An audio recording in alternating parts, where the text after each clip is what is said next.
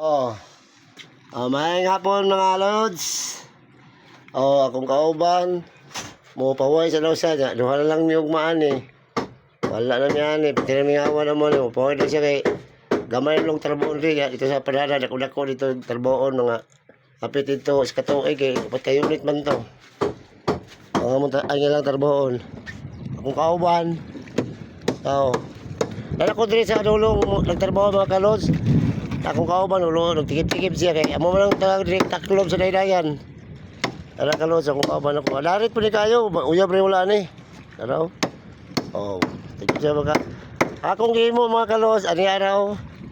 Wala ni siya gitawag mga kalods o kining butang nagpisi. Tawag ni siya gantira.